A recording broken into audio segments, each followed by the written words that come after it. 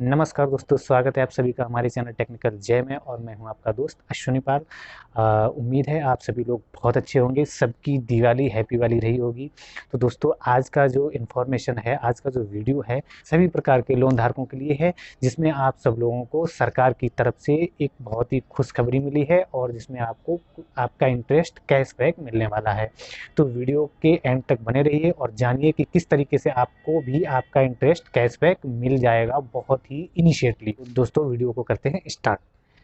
दोस्तों, कोरोना काल के कारण सरकार ने सभी लोन धारकों को कोरोना संक्रमण के टाइम पे 6 महीने का मोरेटोरियम का टाइम दिया गया था। मोरेटोरियम का मतलब होता है, सरकार ने ऐसे लोगों को 6 महीने तक लोन को पे करने में छूट दे दी थी जिन लोगों का कोरोना काल से बिजनेस या उनकी नौकरी पर बहुत बुरा असर पड़ा था और कहीं ना कहीं लोग अपने लोन्स को चुकाने में सक्षम नहीं थे। तो उन लोगों के लिए सरकार ने 6 महीने का मोरेटोरियम पीरियड दिया था। और बहुत सारे लोगों को इसका लाभ भी मिला, क्योंकि बहुत सारे लोगों की जॉब्स गई, उनका बिजनेस पूरा तहस नहस हो गया। तो बहुत सारे लोगों के लिए अच्छी बात भी रही कहीं ना कहीं। लेकिन वहीं बहुत सारे लोग ऐसे भी थे, लोन धारक, जिनको कोई प्रॉब्लम नहीं थी और वो अपने लोन को उन 6 महीनों में भी आराम से कंटिन्यू पे करते रहे। तो उन्हीं लोगों के लिए, यानी कि जिनका उन 6 महीनों में भी लोन कंटिन्यू चलता रहा मोरेटोरियम पीरियड के टाइम पे भी, उन लोगों को सरकार ने एक खुशखबरी दी है। और उस खुशखबरी के तहत सरकार ने उन 6 महीनों का आप लोगों के अकाउंट में कैशबैक करने का ऐलान कर दिया है। तो किस तरीके से हमको कैशबैक मिलेगा, किन लोगों को मिलेगा, उसको देखने के लिए आपको वीडियो को एंड तक देखना पड़ेगा, तभी आपको पूरी प्रोसेस के बारे में जानकारी मिल जाएगी।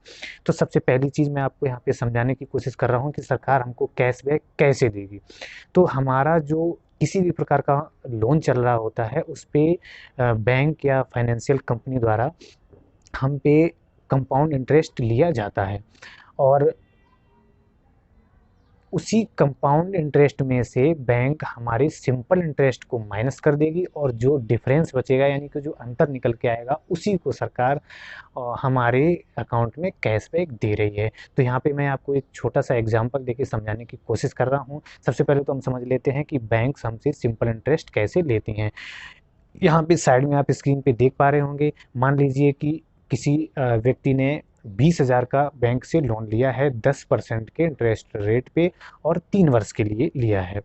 तो उस व्यक्ति का सिंपल इंटरेस्ट कैसे चलेगा, फर्स्ट ईयर का हम उसका 10% के अकॉर्डिंग उसका जो कैलकुलेशन करेंगे, तो उसका 2,000 रुपये इंटरेस्ट निकल के आएगा। सेकेंड ईयर भी 10%, 20,000 रुपये पे ही 10% का उसको इंटरेस्ट पड़ेगा और वो भी 2,000 निकल के आएगा। और एट लास्ट थर्ड ईयर में भी उसका उस 20,000 रुपये पे 2,000 रुपये का इंटरेस्ट निकल के आएगा। यानी कि जब तीनों साल में वो अपने पैसे को पे करेगा, तो उसको टोटल जो इंटरेस्ट है वो 6,000 रुपये पे करना पड़ेगा। और साथ में जो हमारा प्रिंसिपल होगा 20,000, यानी कि टोटल जो पेएबल अमाउंट होगा बैंक को वो 26,000 रुपये का होगा।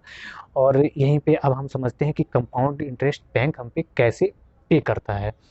तो कंपाउंड इंटरेस्ट में सेम उसी एग्जांपल को हम दोबारा से ले लेते हैं, 20,000 रुपये 10% के रेट से और 3 वर्ष के लिए।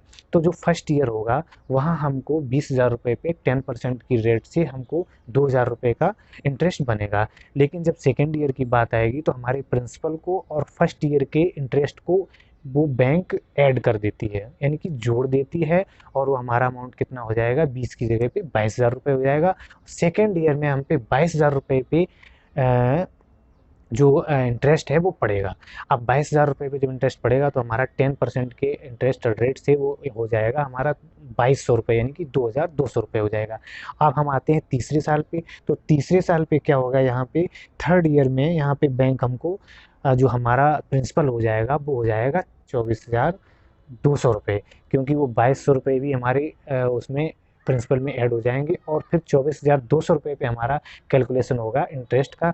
तो उस थर्ड ईयर में जो हमारा इंटरेस्ट बनेगा वो बनेगा 2,420 रुपये, यानी कि ₹2420 यानी कि ₹2420 इंटरेस्ट बनेगा।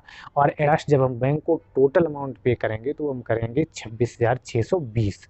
यहाँ पे हमारा जो इंटरेस्ट बना था कंपाउंड वो बना था ₹6,620। अब इसी कंपाउंड इंटरेस्ट को ₹6,620 से हमारा जो सिंपल इंटरेस्ट आया था ₹6,000 उसको माइनस कर दिया जाएगा और उसका जो शेष बचेगा यानी कि उसका जो अंतर बचेगा वही हमें कैशबैक किया जाएगा, जो कि बचा है ₹620। तो इसी ₹620 को सरकार हमको हमारे अकाउंट में कैशबैक कर देगा, यानी कि सीधी तौर पे अगर समझें तो हम ब्याज के ऊपर जो ब्याज होता है उसको सरकार हमारे अकाउंट में कैशबैक कर रही है। तो कहीं ना कहीं सरकार ने ये मरहम लगाने वाली बात कर दी है। कोई बहुत खास बेनिफिट नहीं दिया है लोन धारकों को, लेकिन फिर भी जो सरकार दे रही है वो बहुत है। तो इस तरीके से आपने पूरी प्रोसेस समझ ली कि इस तरीके से बैंक हमको कैशबैक देगा। अब बहुत सारे लोगों के मन में ये प्रश्न आया होगा कि इसके लिए हमें क्या करना पड़ेगा। तो यहाँ पे क्लियरली आपको कुछ भी नहीं करना है, कोई भी प्रोसेस नहीं करनी है, कोई भी आवेदन नहीं करना है। सारे बैंक्स आपको ऑटोमेटिकली अपने आप ही आपके अकाउंट्स में उस कैशबैक को भेज देंगे। और सरकार की घोषणा थी कि नवंबर के फर्स्ट वीक में ही इसको कैशबैक कर दिया जाएगा, बट बैंक और सरकार की सहमति नहीं बन पाई थी।